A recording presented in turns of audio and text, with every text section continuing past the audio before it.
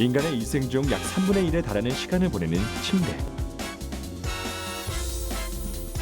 프랑스의 소설가 기드 모파상은 침대는 우리 인생의 전부를 뜻합니다. 여기서 세상에 태어나서 여기서 사랑을 하고 여기서 다시 왔던 곳으로 돌아갑니다 라고 말했다고 하는데요. 바쁜 하루의 끝에 꿀맛 같은 휴식을 선사하는 것은 물론 다양한 상상과 사세 그리고 꿈과 계획을 함께하는 소중한 터전인 침대. 하지만 침대가 처음부터 오늘날과 같은 형태와 기능을 가지고 있었던 것은 아니라고 하는데요. 고대에서 현대까지 수많은 침대에 담겨있는 다양한 이야기와 건강한 수면을 책임지는 침대에 감추어진 기술까지 내일의 에너지를 선사하는 침대의 모든 것이 공개됩니다.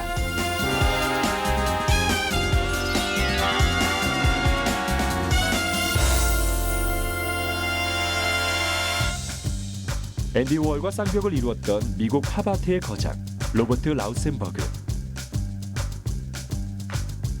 그가 1955년 발표한 작품 침대는 캔버스 살 돈이 없어 침대포를 사용해 만들었다는 일화로 큰 화제를 모았는데요. 침대하면 떠오르는 또 다른 예술가는 바로 잃어버린 시간을 찾아서의 저자 마르셀 프루스트. 그는 코르크로 밀폐된 방 침대에 누워 글을 써 침대의 문인이라 불리기도 했습니다. 그렇다면 이처럼 예술 작품의 소재가 되기도 하고 문인들의 안락한 작업 공간이기도 했으며 수많은 사람들에게 달콤한 휴식을 안겨주는 침대는 언제부터 인류의 일상과 함께해온 것일까요? 침대는 이집트 고왕조 시대부터 사용된 것으로 알려져 있는데요. 이집트의 침대 다리는 동물의 다리 모양이었고 귀부인의 침대에는 머리 모양의 흐트러짐을 막기 위한 받침대가 있었다고 합니다. 이후 그리스에서는 클리네라는 간소한 침대가 유행했는데 이것은 식사나 사교를 위해 주로 사용되었고 로마의 상류계층 저택에 있던 호화스러운 침대 역시 잠을 자는 용도보다는 식사나 독서용으로 많이 이용되었다고 하네요.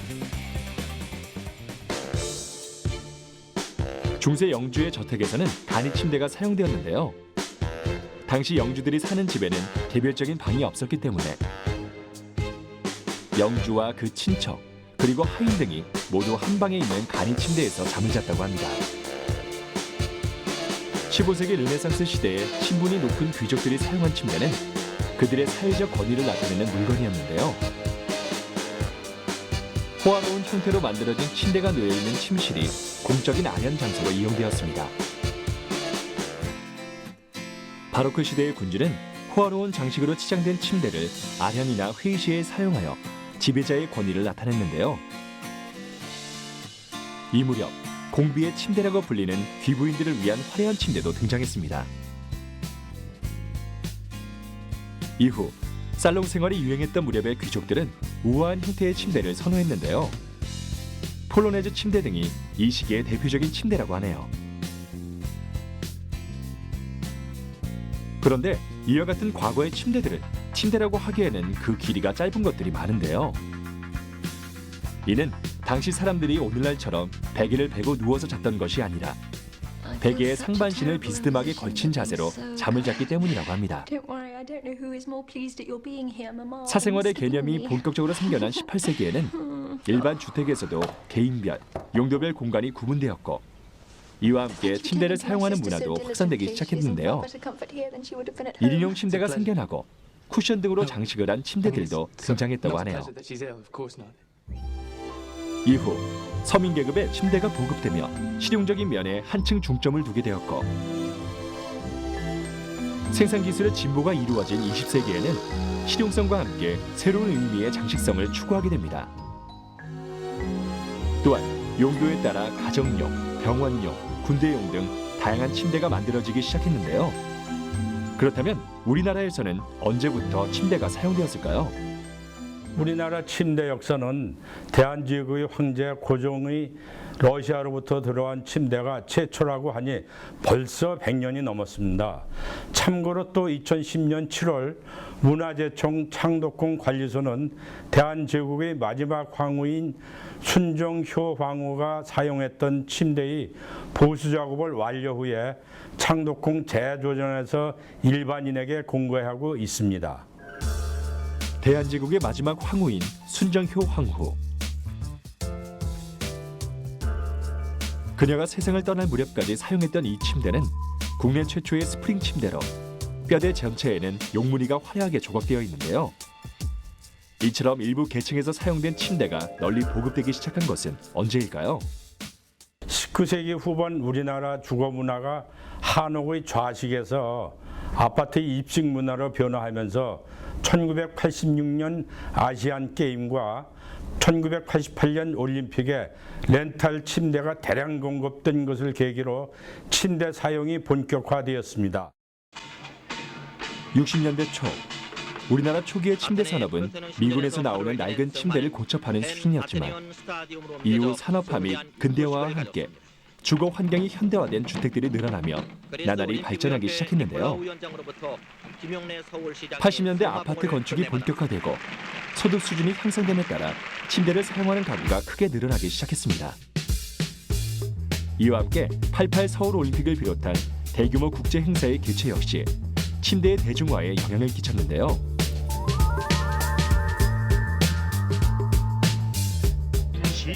이후 침대는 더 이상 일부 계층만이 사용하는 사치품이 아닌 생활 필수품 중 하나로 자리 잡게 되었고 이와 함께 침대 산업의 규모 역시 점점 확장되어 왔습니다.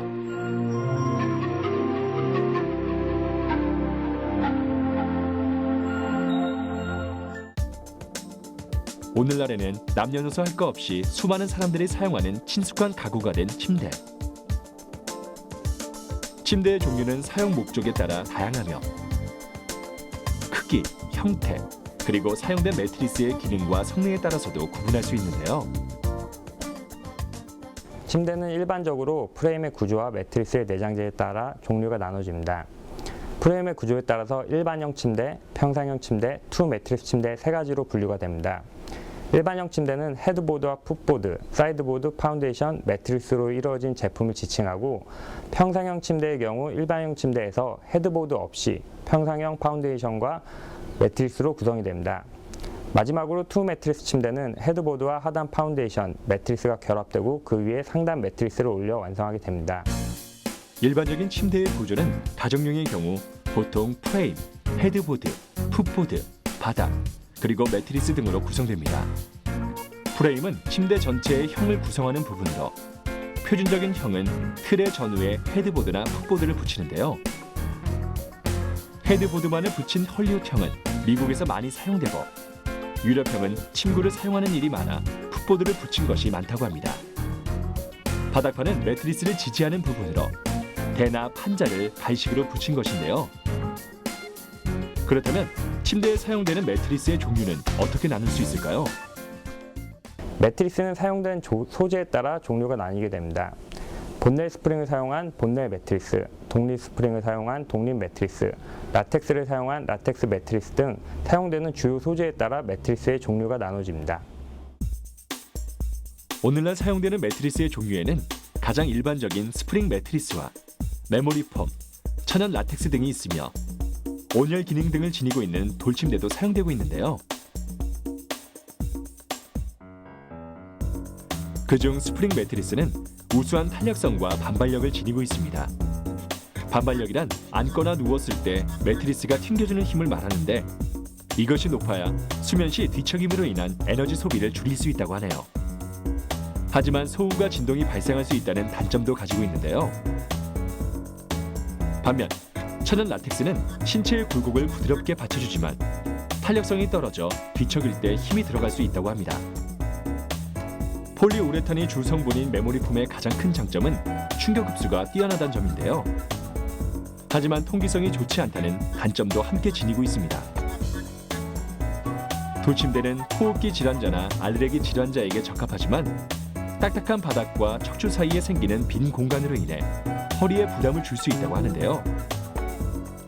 그렇다면 편안한 잠자리를 위해 우리는 과연 어떤 침대를 선택해야 할까요? 신체의 각 곡선을 살려줄 수 있는 침대의 종류가 중요합니다. 즉, 너무 푹신하게 되면 등과 허리에 완곡이 증가되어서 허리가 너무 꺾일 수가 있고, 너무 딱딱하게 될 경우에는 척추, 즉 허리에 곡선이 평평하게 되어 허리에 무리를 줄 수 있습니다. 매트리스 자체에 각각 독립된 스프링이 있어서 허리 곡선을 살려줄 수 있는 그런 매트리스 타입이 제일 좋습니다. 매트리스를 고를 땐 너무 단단하거나 너무 푹신하지 않고 각각의 독립된 스프링을 가지고 있어 누웠을 때 신체 곡선을 살려줄 수 있는 것을 선택하는 것이 좋다고 하는데요. 그렇다면 허리 건강에 좋은 이상적인 취침 자세는 어떤 것일까요? 일반적으로 저희가 취침을 할 때는 3가지 자세를 취하게 됩니다. 일단 반드시 누워서 자는 경우가 있고, 옆으로 모로 자는 경우가 있고, 엎드려 자는 경우가 있습니다. 반드시 누워 잘 경우에는 허리의 정상적인 곡선, 즉 S자 곡선을 유지할 수 있는 가장 좋은 자세로 보여지고요. 이럴 경우 만약에 딱딱한 곳에 자더라도 푹신한 이불 같은 걸 대서 정상 곡선을 유지하게 할 수 있습니다. 반듯하게 누워서 잘 때 딱딱한 바닥에서는 베개 등으로 허리를 받쳐주는 것이 좋으며, 다리를 곧게 펴면 허리 곡선이 없어지므로 무릎 밑에도 베개를 받쳐주는 것이 좋다고 합니다. 옆으로 잘 경우에는 적당한 높이로 목 높이를 맞춰서 목과 등과 허리, 즉 골반이 일직선이 되도록 하는 것이 중요하고, 그렇게 유지시키기 위해선 무릎과 무릎 사이에 베개 하나 정도를 껴서 아래쪽도 같이 맞춰주는 것이 좋습니다. 엎드려 잘 경우에는 목이 돌아가든지 목이 꺾일 수가 있고, 등과 허리 쪽이 평평해지기 때문에 허리 쪽에는 안 좋은 자세로 볼 수 있습니다. 그렇다면 오늘날 폭넓게 사용되는 스프링 매트리스는 어떤 과정을 거쳐 만들어지는 걸까요? 그 모습을 직접 살펴보기 위해 경기도 광주의 한 침대 제조업체를 방문했습니다. 지금 이곳에선 퀼팅기를 이용해 겉감 누빈 및 재단 공정을 진행하는데요. 원단, 패딩, 우레탄 폼, 부지포 등의 재료를 모아 누비는 과정에서 실의 끊김 현상, 봉제 이음선 손상, 그리고 원부저제의 오염 등이 일어나지 않도록 주의하며 작업을 진행한다고 합니다. 퀼팅기에 자동으로 실을 공급하는 역할을 하는 실패, 이 실을 이용해 재료들을 박음질하는데요. 이렇게 롤 상태인 패딩을 기계를 이용해 펴고 다른 재료들과 한데 모아 반제품으로 완성합니다. 퀼팅은 이렇게 마른 목골로 할 수도 있고 고객의 요청에 따라 원하는 모양으로 바꿀 수도 있다고 하는데요. 침대 제조 공정은 원부자재가 입고되면 측정 장비를 이용한 인수 검사를 하고, 심재부에서는 스프링 성형과 스프링 조립하여 반제품으로 만들고, 또 다른 공정에서는 퀼팅과 겉감 봉제 공정, 매트리스 중간 가공을 거쳐 매트리스 조립 포장, 그리고 제품 산해 시험을 거쳐 총 9공정으로 이루어져 있습니다. 매트리스의 핵심인 스프링의 성형 및 조립이 이루어지고 있는 이곳. 아래에 감겨있는 회색선은 스프링의 재료로 사용되는 강선인데요. 빙글빙글 돌아가는 회선기라는 기계를 이용해 강선을 풀어준 후 스프링 성형을 진행합니다. 매트리스에 사용되는 스프링의 종류에는 본넷 스프링과 독립 스프링 등이 있는데, 지금 이곳에선 이렇게 스프링이 부직포로 감싸져 있는 독립 스프링이 만들어지고 있습니다. 스프링은 회전수에 따라서도 종류를 구분할 수 있는데, 독립 스프링은 주로 7회전을 많이 사용한다고 하네요. 약 250도에서 300도에 이르는 온도로 순간 열 처리를 해 탄성이 우수하고 형상이 변형되지 않도록 만들어진 스프링. 이렇게 성형된 스프링을 조립해 규격에 맞는 반제품을 완성하는데요. 퀸 사이즈 기준으로 하나의 매트리스에 보통 720개의 독립 스프링이 사용되지만 고객 요청에 따라 그보다 많은 수가 사용되는 경우도 있다고 하네요.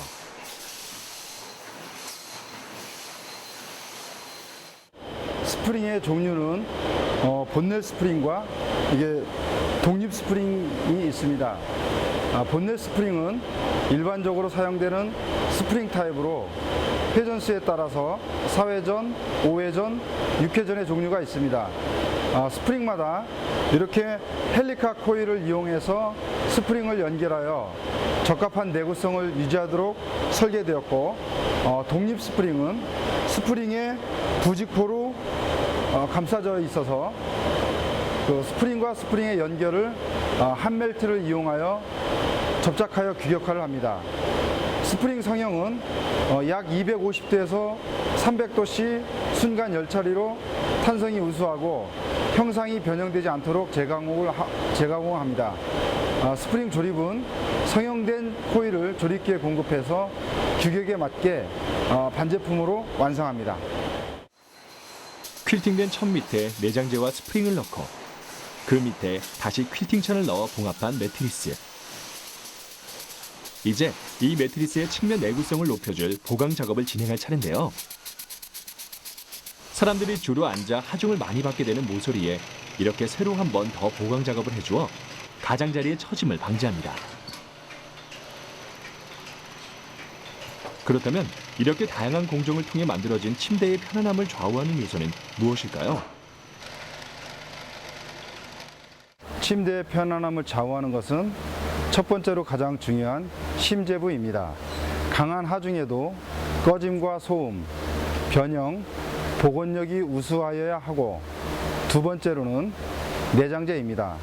내장재는 고급형 자재를 선정하여 하중의 분산과 사람 체형에 알맞게 골고루 감싸주며 사용 후 편안함과 복원력이 우수하여야 합니다.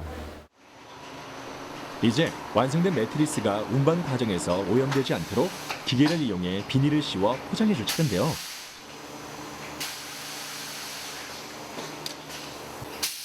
오염을 철저하게 막기 위해 기계로 포장한 매트리스를 사람의 손으로 직접 한 번 더 포장해 줍니다. 이렇게 수많은 공정을 거쳐 만들어진 스프링 매트리스는 사용자의 편안한 수면을 책임지며 편리하게 사용될 텐데요.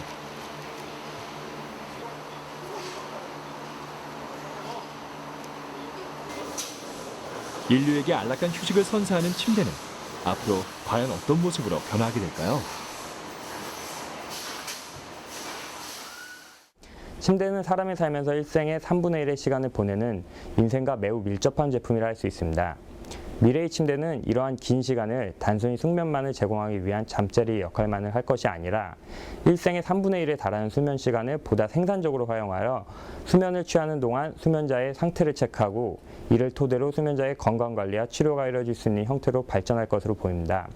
가령 숙면을 취하고 일어나면 침대에 부착된 디스플레이를 통해 신장, 몸무게, 혈당량, 체온 등 기본적인 건강을 그래프 형태로 받아보고 해당 데이터를 병원에 실시간으로 전송하여 365일 건강관리와 체력관리를 할 수 있는 스마트 가전의 형태로 발전할 것으로 전망하고 있습니다. 단순히 잠을 자기 위해 사용하는 가구에서 한 걸음 더 나아가 다양한 기능을 갖게 될 미래의 침대. 수면의 질을 높여주고 수면을 취하는 동안 사용자의 건강을 관리해주며 공간 활용 면에서도 효율성을 확보하는 등 여러 놀라운 기능들이 더해질 침대의 변신이 기다려지는데요.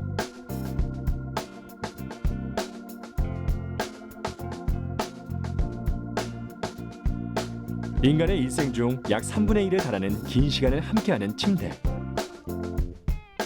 아주 오래전부터 인류 역사의 그 모습을 드러낸 침대는 시대의 흐름에 따라 다양하게 변화하며 현재에 이르렀습니다.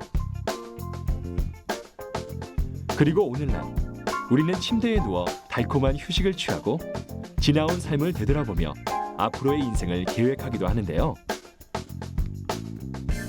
이렇듯 일상의 동반자이자 힘찬 내일을 돕는 든든한 친구인 침대의 진화는 어디까지 이어지게 될까요?